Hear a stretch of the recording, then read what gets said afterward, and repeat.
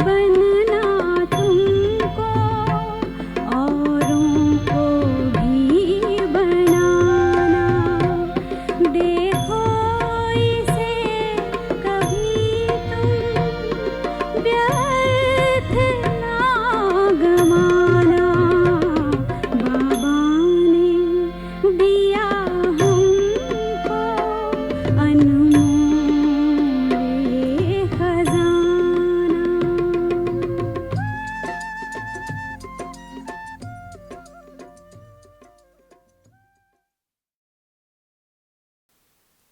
ओम शांति, ओम शांति, ओम शांति।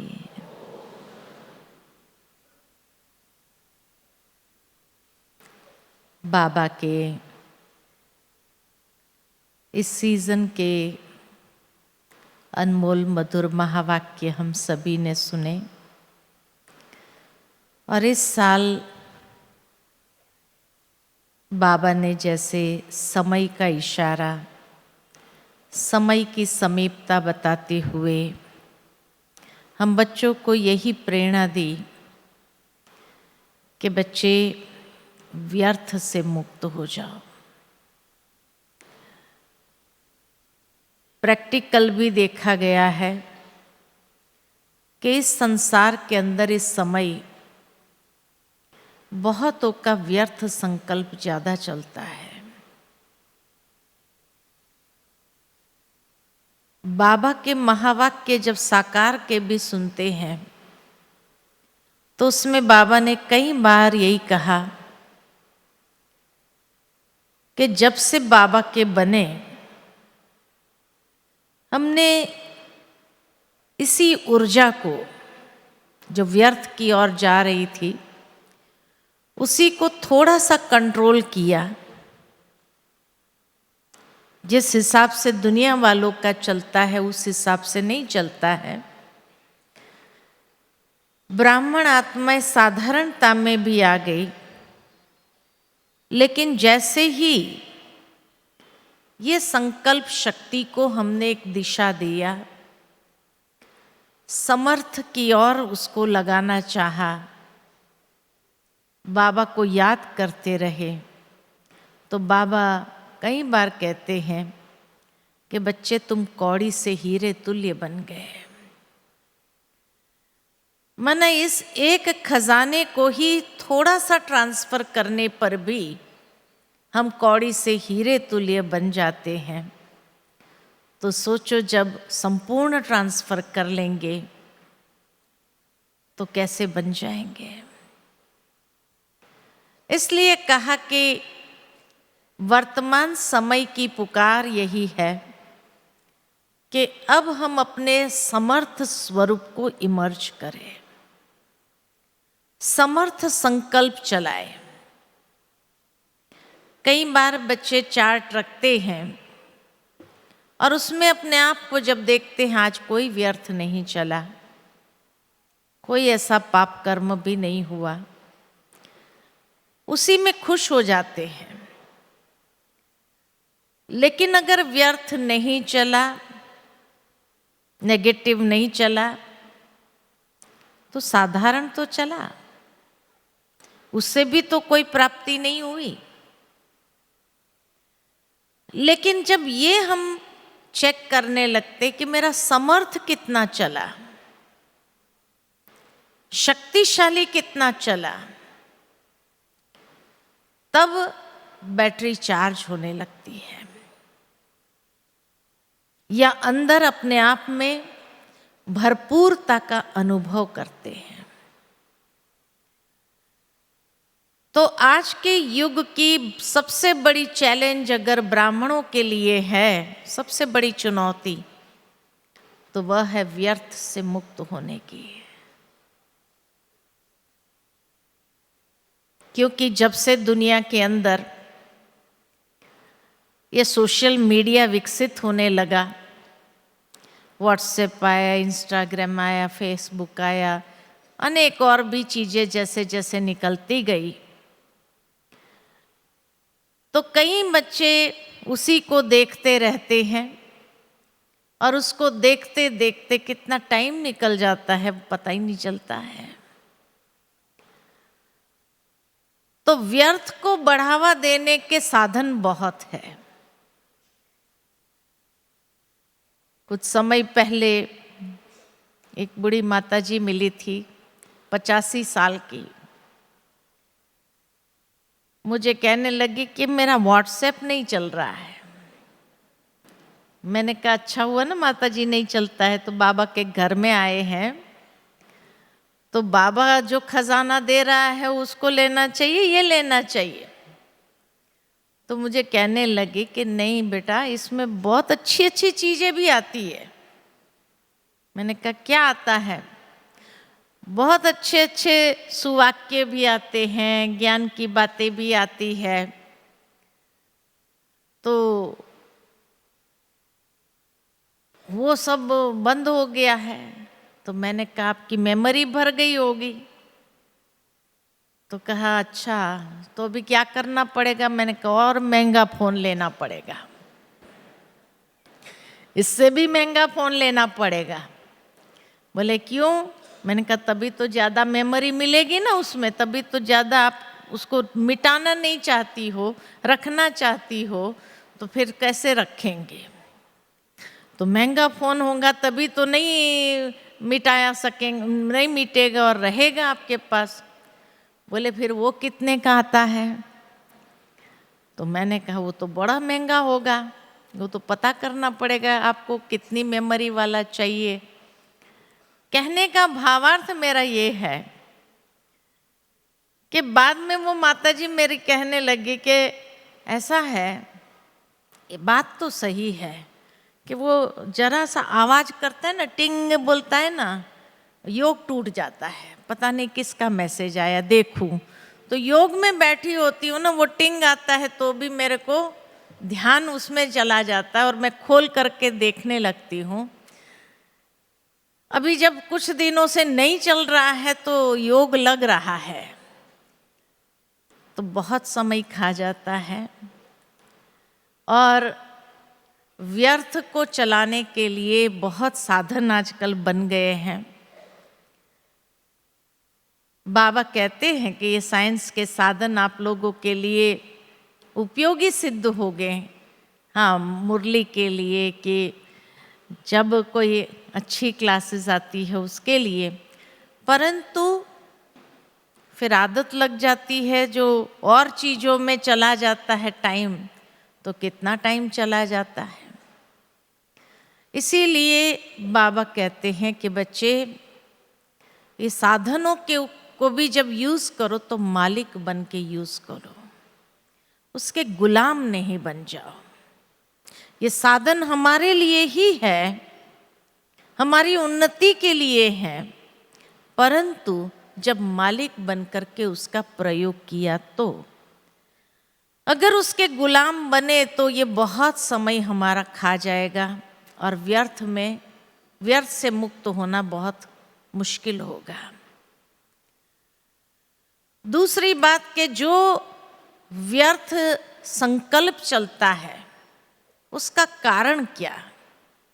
मैं कुछ बातों के ऊपर सोच रही थी आज, तो महसूस हुआ कि एक तो व्यर्थ संकल्प उसको ज्यादा चलते हैं जिसका आत्मविश्वास क्षीण हो जाता है, जहां सेल्फ कॉन्फिडेंस हमारा खत्म हुआ, जहां ये महसूस हुआ कि अच्छा दूसरे हमसे आगे हैं, ये है, तो आत्मविश्वास क्षीण होना ये व्यर्थ संकल्प को क्रिएट करने के निमित्त बनता।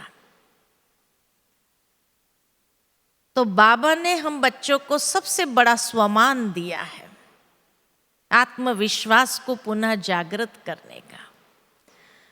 दुनिया की आत्माओं के पास कोई स्वमान नहीं है, इसलिए आत्मविश्वास जैसे क्षीण होता है तो धीरे धीरे हीनता की भावना उनके अंदर आने लगती है और वो यही सोचने लगते हैं कि मैं तो कुछ नहीं हूँ, मेरे में कुछ नहीं है, और इस तरह के हीनता के संकल्प उनके मन के अंदर आने लगते हैं।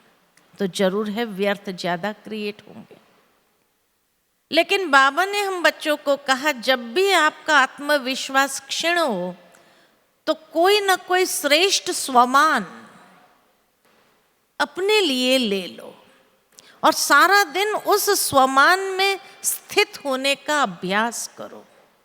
जितना उस स्वमान में स्थित होंगे रहेंगे, नशा चढ़ता जाएगा। जैसे बाबा साकार में कहते थे कि मैं कृष्ण का चित्र देखता था तो भी मुझे नशा चढ़ जाता था कि मैं ये बनने वाला हूं। शुरू शुरू में बाबा ने यज्ञ के अंदर दादियों को भी स्वमान से ही तो श्रेष्ठ नशे में स्थित होने का अभ्यास कराया। उस समय ज्यादा तो माताएं बहनें थी यज्ञ के अंदर, भाई कम थे। और यज्ञ के अंदर कारोबार जो है वो काफी हार्ड वर्क जैसा होता है। 300 350 थे यज्ञ के अंदर उस समय। भाई तो थोड़े ही थे, 8-10 भाई थे, बाकी तो सब माताएं बहनें थी और सारा हार्ड वर्क करना था।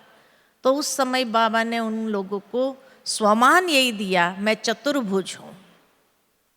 चतुर्भुज हूं ये कहते हुए उनके अंदर दोनों शक्तियां इमर्ज होने लगी। बहनों वाली शक्ति तो थी, लेकिन चतुर्भुज हूं तो 4 भुजाधारी, तो 2 भुजा लक्ष्मी की, 2 भुजा नारायण की, तो चतुर्भुज की शक्ति उनके अंदर इमर्ज हो गई।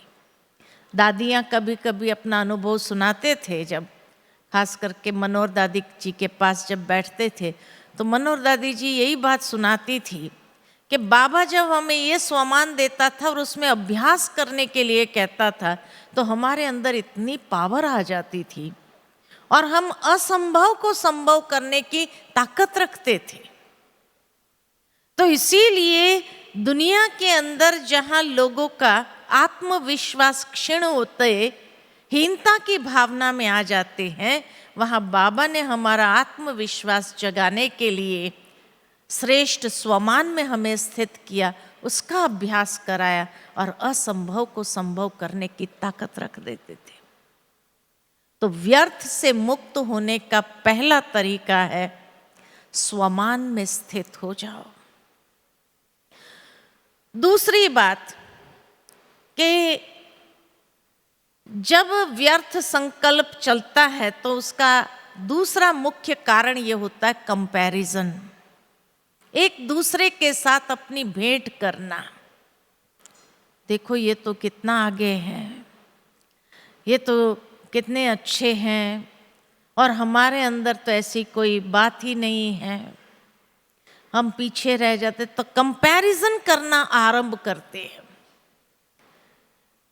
हमें दूसरों के गुण भी दिखाई देते हैं लेकिन अपने अवगुण दिखाई देने लगते हैं और सोचते हैं कि भाई हम कब आगे बढ़ पाएंगे, कब पुरुषार्थ करेंगे, कब इनके जैसे भी बनेंगे, कब ये शक्ति हमारे अंदर आएंगी।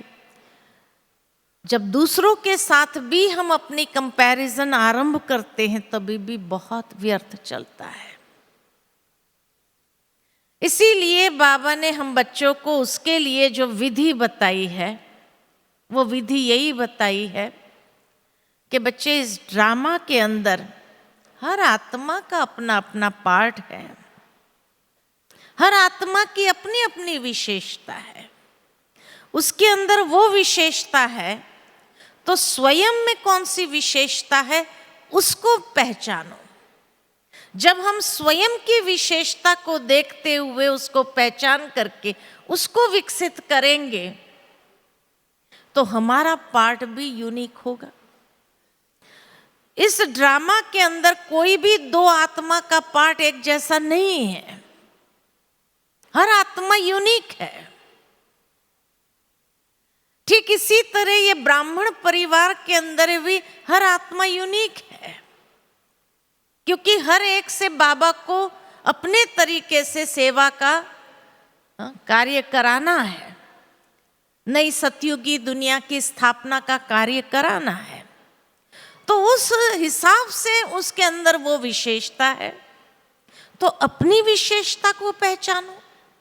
जब आप दूसरे की विशेषता को देखते हुए स्वयं को कंपेयर करते हुए हीनता की भावना में आएंगे कि मैं कब बनूंगा, तो नाउम्मीद हो जाएंगे, दिल शिकस्त हो जाएंगे। और दिल शिकस्त होने से फिर व्यर्थ बहुत चलेगा। तो ये सोचो कि इस ड्रामा में हर आत्मा का पार्ट अपना अपना है। कितनी सुंदर विधि बाबा ने हमें दी हुई है कि कभी कोई दो व्यक्ति का पार्ट भी एक जैसा नहीं हो सकता है, तो हम उसके जैसे कैसे बन सकते हैं? बताओ, बन सकते हैं? नहीं बन सकते हैं। उसका वो रोल है, तो मेरा रोल क्या है उसको पहचानो। उस विशेषता के आधार पर मुझे क्या पार्ट बजाना है उसको देखो, आप उसको सोचो। जितना उस विशेषता को आप विकसित करना आरंभ करेंगे, अपने आप बाबा भी आपसे यूनिक सेवा कराएंगे। लेकिन आप दूसरों को देख देख कर टाइम वेस्ट करते रहेंगे, सोच सोच करके मैं उसके जैसे बन जाऊं, उसके जैसे। बाबा कहे आप दूसरे जैसे क्यों बनना चाहते हो? अब बाप समान बनने का प्रयत्न करो, अगर बनना ही है तो। और बाबा ने जो आपके अंदर विशेषता भरी है, उस विशेषता के आधार पर आप बहुत यूनिक सेवा के निमित्त बन सकते हैं। हर एक का पार्ट अपना अपना है ना। तो इसीलिए समर्थ संकल्प करते हुए अपने पार्ट को भी श्रेष्ठ बनाओ, यूनिक बनाओ, ये बाबा चाहते हैं। तो व्यर्थ से मुक्त होने की दूसरी विधि है, ड्रामा के ज्ञान को बहुत पक्का अंदर रखो कि एक का पार्ट न मिले दूसरे से। हर आत्मा की विशेषता अपनी है, हर आत्मा का पार्ट अपना है। तो मेरा पार्ट भी यूनिक है, और उस यूनिक रीति से पार्ट बजाना चालू करो। तीसरा व्यर्थ चलने का कारण है कि जब आप ड्रामा की कोई सीन देखते हो और वो सीन आपको पसंद नहीं आई, तो वो सीन जब पसंद नहीं आती है तो कई प्रकार के व्यर्थ संकल्प चालू हो जाते हैं। ऐसा क्यों हुआ, ऐसा नहीं होना चाहिए, उसने ऐसा क्यों कहा, ऐसा थोड़ी करना चाहिए। तो ड्रामा की सीन जब देखते हैं तो उस सीन को देखते हुए आप अपनी दृष्टि से देखते हैं कि ये शायद योग्य नहीं है। लेकिन बाबा ने तो हम बच्चों को कहा है कि बच्चे ड्रामा इतना एक्यूरेट है, इतना परफेक्ट है कि इसमें कोई खामी हो ही नहीं सकती है, इसमें कोई त्रुटि हो ही नहीं सकती है, जिसके लिए हम ये संकल्प चलाए कि ऐसा क्यों हुआ, ऐसा नहीं होना चाहिए। बाबा कहे आप अपने मन के संकल्पों को उस दृष्टिकोण से जब देखते हैं तब आपको ऐसा लगता है। लेकिन बेहद की स्टेज पर स्थित होकर के या त्रिकालदर्शी पने की स्टेज पर स्थित होकर के अगर ड्रामा की वो सीन देखेंगे तो आपको लगेगा कि उसके जैसा परफेक्ट कुछ है ही नहीं। हर बात एक्यूरेट है, इतना ये सीन भी एक्यूरेट है कि ये सीन में भी जरूर कोई न कोई कल्याण समाया हुआ है। तो जब कल्याण को देखने का नजरिया बन जाता है तो आपको हर चीज बहुत अच्छी लगने लगेगी। इसीलिए तो गीता के सार में कहा जो हुआ वो भी अच्छा, जो हो रहा है वो अच्छा, और जो होने वाला है वो बहुत अच्छा। तुम क्यों चिंता करते हो, निश्चिंत हो जाओ। तो ड्रामा में निश्चय बुद्धि आत्मा निश्चिंत तब रह सकती है जब बाहर का दृश्य कितना भी अकल्याण का क्यों न हो, लेकिन उस अकल्याण के दृश्य को न देखकर उसमें कल्याण को ढूंढना, और कोई कल्याण हो या न हो, एक कल्याण तो जरूर होता ही है। कौन सा? कि हर सीन हमें कुछ न कुछ सिखाने आती है, अनुभवी बनाने आती है, कोई न कोई तोहफा लेकर के आती है, सीख रूपी तोहफा लेकर के आती है और देकर जाती है। तो अच्छा ही हुआ। अगर आप अनुभवी बने, कोई दृश्य के आते, तो अच्छा है या बुरा है? अच्छी बात है। तो व्यर्थ क्यों चलाते हैं? जब आप ड्रामा की सीन को देखते हुए बाहर का अकल्याण का स्वरूप देखते हैं, तब व्यर्थ चलता है। लेकिन उस अकल्याण के दृश्य में भी कल्याण को देखो, ये नजरिया विकसित करो। जैसे बाबा कई बार मिसाल देते हैं कि बच्चे, हीरा कहाँ मिलता है? हीरा कहाँ मिलता? कोयले की खान में। जो व्यक्ति हीरा ढूंढने जाता है कोयले की खान में, अगर चारों तरफ काला काला काला काला, ये तो काला ही काला दिख रहा है, काला ही काला दिख रहा है, तो उसको तो हीरा कभी मिलने वाला ही नहीं है। लेकिन चारों तरफ काला ही काला होने के बावजूद भी कहाँ से चमक आ रही है?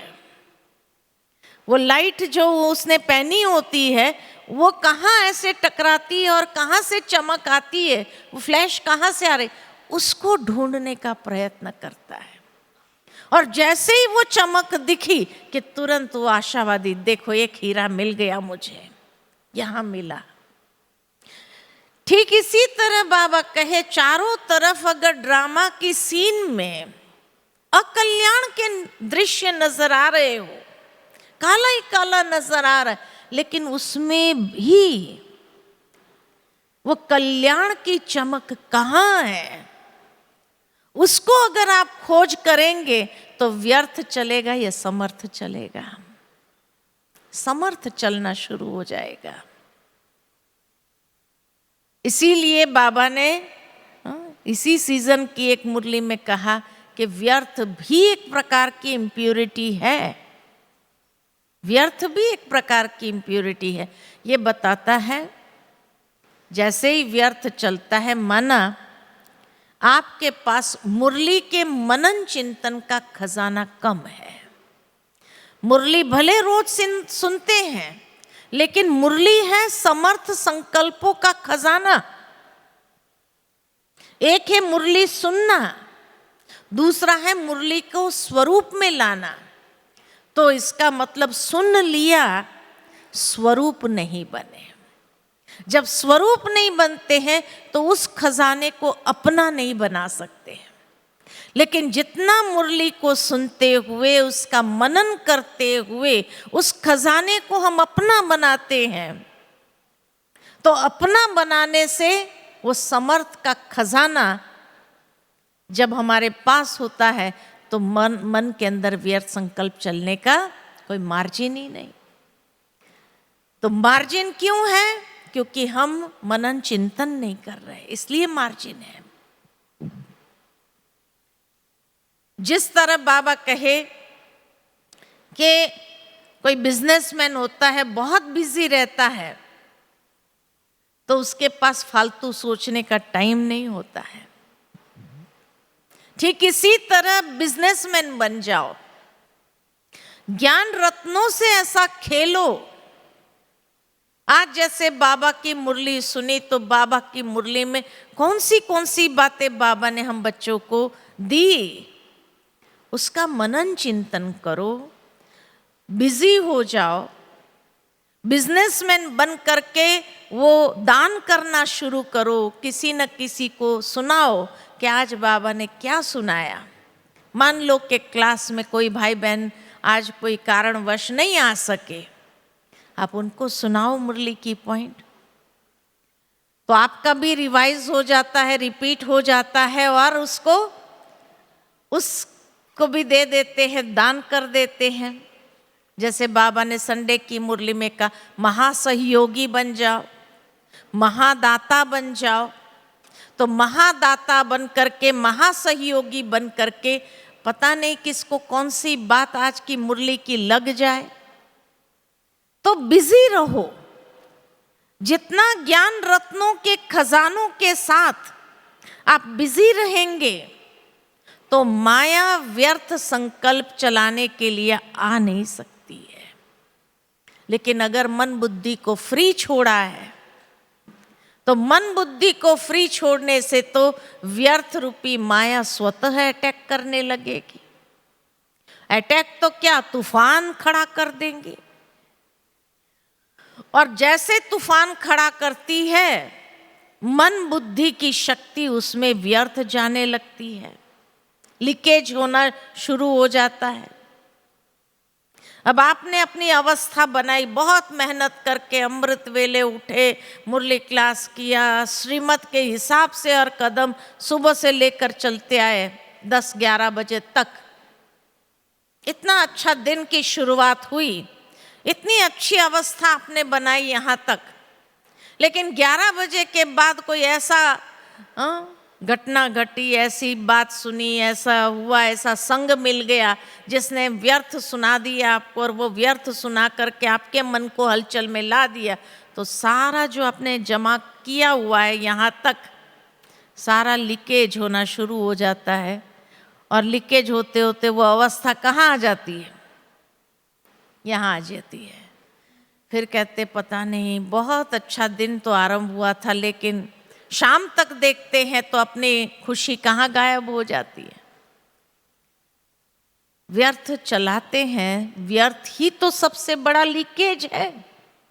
और अंतिम पेपर जो आएगा 1 सेकंड का होगा, और उसी सेकंड में अगर व्यर्थ संकल्प चल गए तो कोई दृश्य ऐसा देखा और व्यर्थ संकल्प आरंभ हो गए तो क्या होगा, पास होंगे, फेल होंगे, क्या होंगे, फेल हो जाएंगे ना।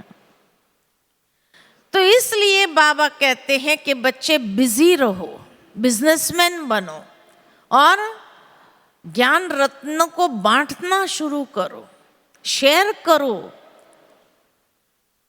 क्या मालूम आपके मुख से वो निकली हुई बात, और जितना उसको शेयर करेंगे, मनन चिंतन करके स्वरूप में लाएंगे, तो हमारी बुद्धि भी समर्थ हो जाएंगी। और बुद्धि समर्थ होने से फिर मन का चलता नहीं, क्योंकि बुद्धि लगाम है ना। तो लगाम ठीक है, बुद्धि की समर्थी है, तो मन फिर मनमानी नहीं कर सकता है, वो व्यर्थ नहीं चला सकता है। बुद्धि लगाम उसकी खींच लेगी, मन को शांत कर देंगी। इसीलिए बाबा कहते हैं बिजी रहने वाले बिजनेसमैन बनो। जैसे कोई व्यक्ति बिजी होता है ना, तो उसके पास कोई जाता नहीं है, बिजी है। मुझे याद आता है कि जब हम विदेश में थे, छोटे छोटे थे, तो भारतीय जब जाते थे तो उनको इंग्लिश नहीं आती थी। तो एक बड़ा डिपार्टमेंटल स्टोर था, तो उस बड़े डिपार्टमेंटल स्टोर का जो मालिक था, उसने वो भारतवासी था, तो उसने सोचा कि भारतवासी होंगे तो कम से कम कम्युनिकेट करने में और विश्वास पात्र तो है हमारे भारतवासी। तो ये सोच करके उसने बहुत लोगों को यहाँ से वहाँ बुलाया था अपने डिपार्टमेंटल स्टोर में काम करने के हिसाब से, कि भाई अपने भारतवासी होंगे तो अच्छा रहेगा, उनको नौकरी भी मिलेगी, उनको जीवन भी बनेगा, यहाँ के लोकल लोग को रखने के बजाय। तो इंग्लिश नहीं आती थी और सब अंग्रेज़ आते थे खरीदारी करने। तो एक भाई नया नया आया था, तो उसने जाकर के, उसका एक दोस्त था, उसको इंग्लिश आती थी थोड़ी बहुत, तो उसने कहा कि भाई मालिक ने मेरे को ऐसी जगह रखा है कि वो आएंगे, वो पता नहीं क्या बड़ करते हैं, तो मुझे समझ में कुछ आता नहीं है, तो क्या करूं मैं।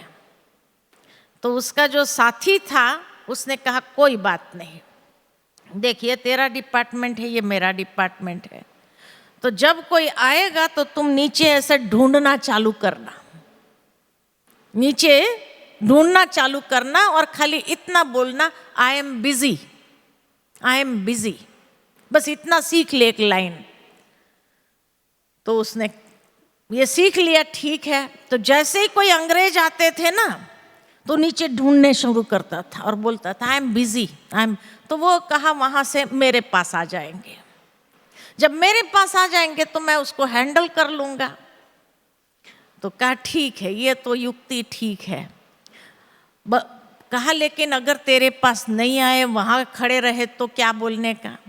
तो कहा फिर खड़े हो जाओ और कहो यस, यस कहेंगे ना तो वो जो बोलना होगा ना बोल देंगे। अब उसको वाइब्रेशन से फील करना, अगर सही है तो कहना यस यस यस यस करते जाना बस, और अगर तुमको लगे कुछ गलत है तो कहना नो नो। तो 3 शब्द सिखाया, यस, नो और आई एम बिजी। फिर उसके बाद वो चला ही जाएगा, या तो वो समझ जाएगा इसको समझ में नहीं आता है, दूसरे के पास चला जाएगा। तो एक बार क्या हुआ, नुकसान हो गया ये yes no I am busy में भी, है ना। तो उसने 2 अंग्रेज आए, वो कुछ बोलने लगे, तो पहले तो वो आई एम बिजी करता रहा नीचे देखते हुए। जब वो खड़े ही रहे जावे ही नहीं, तो फिर खड़ा हुआ, यस यस यस यस किया। तो वो लोग कुछ बोल गए तो इसने यस यस यस करता रहा। तो उन्होंने कुछ निकाला, कागज फाड़ करके देना चालू किया। उसको लगा ये तो गड़बड़ हो गई, पता नहीं क्या होगा, किस चीज का कागज होगा। कहा no no no no no. तो वो गड़बड़ हो गई। अब वो तो फाड़ करके चले गए और चले गए बाहर। अब वो दोनों लेकर के आए, कागज देके गए, यस यस करने में तो गड़बड़ हो गई। बोले मैं तो कहा भी आई एम बिजी, तो भी गए नहीं। तो वो दूसरा भाई था, कहा कोई बात नहीं, मैं रख लेता हूँ, और जो है तुम निश्चिंत हो जाओ, मैं उसको देख लूँगा। कहा ठीक है जाओ। मेरे से तो बला टल गई, पता नहीं जवाब देना पड़ता था मालिक को। फिर शाम को वो दिखे नहीं तो कहाँ गए 2-3 भाई कहाँ चले गए। जब रात को आए, रहना तो साथ में था, तो रात को आए तो पूछा आप लोग कहाँ गए? बोले वो सुबह जो 2 नहीं आए थे, बहुत बोल करके तेरे को फाड़ करके देके गए थे। कहाँ? बोले वो कह रहे थे कि तुम हमको अपने दुकान के बाहर ये पोस्टर लगाने दो सर्कस का, तो हम 2 टिकट तेरे को फ्री देंगे। तो वो 2 टिकट फ्री दे के गए थे, तुमने मेरे को दे दिया, तो हम 2 जने जाके सर्कस देख के आ गए। तो देखो बाबा क्या कहता है, अगर आप में समर्थ ही नहीं होंगी तो दूसरा क्या करेगा? फायदा उठाएगा। इसलिए बाबा कहते हैं आप स्वयं में समर्थ बनो, शक्तिशाली बनो। और जैसे ही शक्तिशाली अपने आप में बनेंगे, समर्थ होंगे, तो माया कभी भी आपका एडवांटेज नहीं ले सकती है, और माया से आप बच के रहेंगे। तो इसलिए अपने अंदर समर्थी को विकसित करो। बाबा ने इतना जो हम बच्चों को खजाना दिया है, ये खजाने को क्या करो? उगार करके, जैसे गैया घास उगारती है, तो उगार करके क्या करो?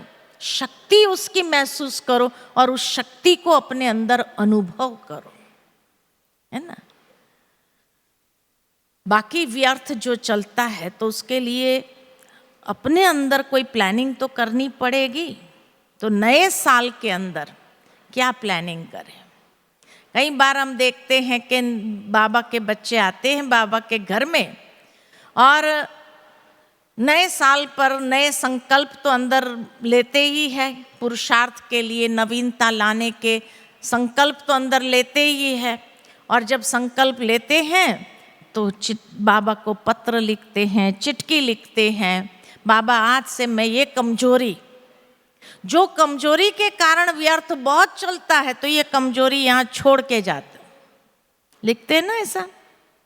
अब कमजोरी छोड़ देने से या चिट्ठी लिख देने से निकल जाएगी, निकल जाएगी।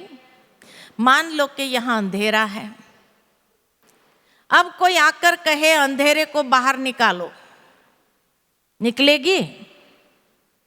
अंधेरा निकलेगा? ये अंधेरा को जला दो, जलेगा? नहीं जलता है। क्यों? क्योंकि अंधेरे का स्रोत नहीं है, लेकिन प्रकाश का स्रोत है। इसलिए प्रकाश को जलाओ तो अंधेरा खत्म। तो समर्थ को अंदर में ले आओ, समर्थ का स्रोत है, शक्ति का स्रोत है, कमजोरी का स्रोत नहीं है। कमजोरी जीवन में क्यों आई? कमजोरी जीवन में इसलिए आई क्योंकि शक्ति का अभाव था, इसीलिए कमजोरी आई, है ना। अब मैंने कमजोरी लिख कर दे दिया बाबा के कमरे में, उससे वो कमजोरी खत्म हो जाएगी क्या? नहीं होगी। जैसे उदाहरण के तौर पर पिछले संडे की मुरली में बाबा ने कहा था क्रोध को जीतने की बात या क्रोध से मुक्त होने की बात कही थी। तो बाबा कहे ये क्रोध एक कमजोरी है, अब इस कमजोरी से मुक्त होना है। कैसे मुक्त होंगे? बाबा मैं क्रोध छोड़ देता हूं, आज से यहाँ क्रोध छोड़ करके जाता हूं, ये कह करके क्रोध छूट जाएगा? नहीं, ऐसे छूटेगा नहीं। तो इस नए साल में आपको क्या करना है? देखना है कि मेरे में कितनी कमजोरी है, सेल्फ रियलाइजेशन करना है। मान लो कि आपने एक एक कमजोरी का लिस्ट बनाओ। कितनी कमजोरी होंगी? बहुत बहुत तो 5-6 होंगी मिनिमम। अच्छा, मैक्सिमम अगर देखा जाए तो 8-10 होगा, कि उससे ज्यादा तो नहीं होगा ना? कि होगा? 10 कमजोरी से ज्यादा हो सकता है? नहीं, इतनी ज्यादा नहीं होंगी, ब्राह्मण है ना। थोड़ी थोड़ी सूक्ष्म कमजोरी रह गई है, बाकी बड़ी बड़ी कमजोरियों को तो जीत लिया है। अब छोटी छोटी कमजोरियां ही रह गई है, तो वो कितनी होंगी? 8-10 होगी, ठीक है। अच्छा, 8-10 कमजोरी जो है वो कौन सी शक्ति के अभाव के कारण है? तो ये लिस्ट निकालो। एक एक कमजोरी कौन सी शक्ति के अभाव के कारण है? जैसे बाबा ने उस दिन मुरली में कहा क्रोध है। अब क्रोध कौन सी शक्ति के अभाव के कारण है? सहन शक्ति, शांति की शक्ति, धैर्यता की शक्ति। कई होते हैं ना अधीर्य होते हैं, जल्दी करो जल्दी करो, और जल्दी नहीं होता है तो गुस्सा आता है। तो ये 3 शक्ति के अभाव के कारण क्रोध है। अब हमें प्लानिंग करना है, इसी तरह एक एक कमजोरी के सामने कौन सी शक्ति का अभाव है ये देखना है। बहुत बहुत तो 2 या 3 शक्तियों का अभाव के कारण वो कमजोरी है, राइट। अब जब अमृत वेले बैठो तो स्पेसिफिक पुरुषार्थ हमें ये करना है कि अमृत वेले सर्वशक्तिमान, सर्व शक्तियों का स्रोत है, तो उस सर्वशक्तिमान परमात्मा जो स्रोत है उससे वो शक्ति को अंदर में आवाहन करो बाबा से। अमृत वेले विशेष 1 सप्ताह तक लगातार जैसे सहन शक्ति का आवाहन करो या शांति की शक्ति का आवाहन करो। आप जिसको आप प्रायोरिटी समझते हो उसको आप आवाहन करो। अच्छा, आप समझते हो कि 1 सप्ताह के बाद अपने आप को चेक करो। 1 सप्ताह के बाद भी अगर वो कमजोरी थोड़ी बहुत रही है या थोड़ी बहुत आपने उसके ऊपर जीत पाई, लेकिन आपको लगता है कि अभी भी है अंदर में, और एक सप्ताह करो, कोई बात नहीं। और एक सप्ताह वो शांति के जो है शक्ति का आवाहन करते जाओ, सहनशीलता का आवाहन करते जाओ। 2 सप्ताह लगातार करने से और अटेंशन रखने से क्रोध पर विजय होगी या नहीं होगी? अच्छा, 2 सप्ताह शांति की शक्ति, तीनों ही शक्ति मानो कम है, तो 2 सप्ताह शांति की शक्ति का आह्वान किया, 2 सप्ताह सहन शक्ति का आह्वान किया, 2 सप्ताह धैर्यता की शक्ति का आह्वान किया, 6 सप्ताह हो गया। अच्छा, आपने 10 कमजोरियों की लिस्ट बनाई, हर एक के आगे अगर एक एक कमजोरी हो या 2-2 कमजोरी हो, 2-2 शक्ति का अभाव हो, तो 10 कमजोरी के अगेंस्ट अगर 20 शक्तियों का अभाव आपने महसूस किया, कुछ रिपीट भी होगी उसमें, तो उस शक्तियों को आपने समझा प्रायोरिटी मेरी यही है कि इसको मुझे पहले आवाहन करना है। तो 20 शक्तियों का आवाहन करना, 2-2 सप्ताह अगर आवाहन करेंगे तो कितना टाइम लगेगा? 40 सप्ताह, साल में कितने सप्ताह होते हैं? 52 सप्ताह। अब 40 शक्ति आपके पास है जिसका आवाहन करना है, 2-2 सप्ताह एक एक शक्ति का, 20 शक्तियों का अभाव है, 10 कमजोरी, 20 शक्तियां का अभाव, उसको 2-2 सप्ताह आपको देना है, माना 40 हो गया। तो भी साल के अंदर आप सारी कमजोरी के ऊपर विजय प्राप्त कर सकते हो कि नहीं कर सकते हो? प्लानिंग करें हम अपने पुरुषार्थ का कि मुझे बाप समान बनना है। तो अगर खाली एक वेग पुरुषार्थ करेंगे, हाँ अमृत वेले बैठ गए, बाबा से सर्व शक्तियों का आवाहन किया हमने, लेकिन वो वेग था, इसीलिए अपनी कमजोरी को हम भर नहीं पाए और ये कमजोरी बढ़ती गई, एक से दूसरी पैदा हो गई, दूसरी से तीसरी पैदा हो गई, तो इस तरह से बढ़ती गई। तो साल के अंदर जैसे बाबा ने डेट मांगी संडे की मुरली में कि डेट फिक्स करो, कब तक बाप समान बनना है, कब तक बनना है, कितना बाबा बार बार कह रहा। तो अपना एक प्लान बनाएंगे ये नए साल में, तो साल के अंदर बाप समान संपूर्णता को प्राप्त करेंगे या नहीं करेंगे? करेंगे या नहीं करेंगे? तो पुरुषार्थ सहज होगा या मेहनत वाला होगा?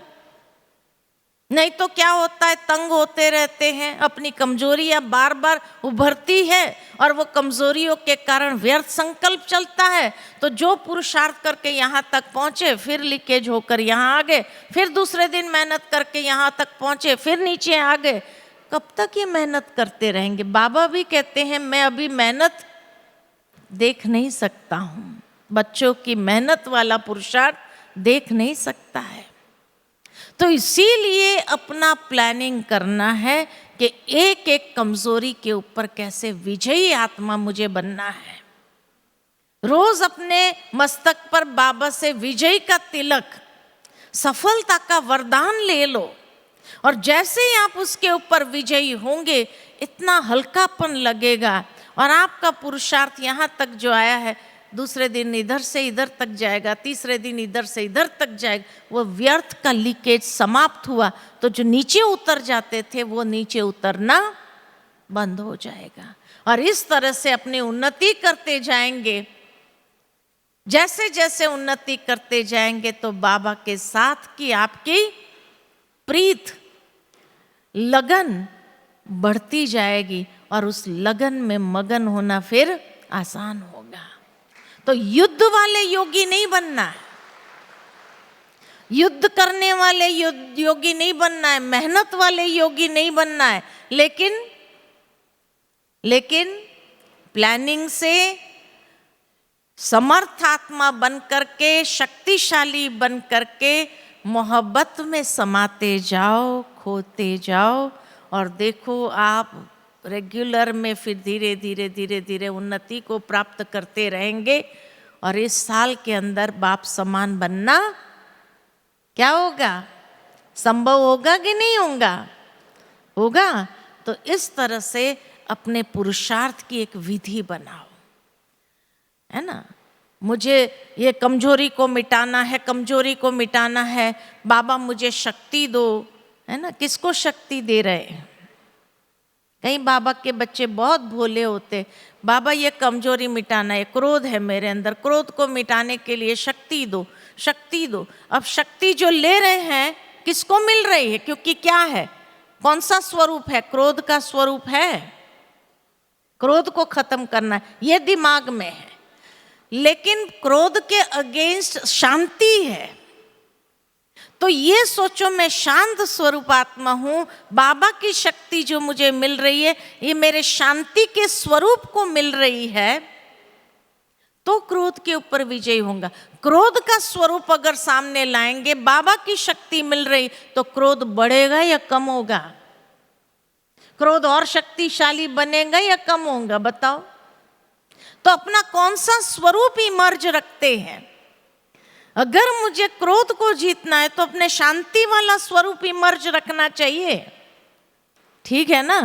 तो शांति वाला स्वरूप इमर्ज रखेंगे और बाबा की शक्ति उस शांत स्वरूप को मिल रही है, तो मेरी शांति बढ़ती जाएंगी। और जैसे मेरे शांति की शक्ति अंदर में बढ़ती जाएंगी, साइलेंस पावर बढ़ता जाएगा, तो क्रोध कहाँ जाएगा?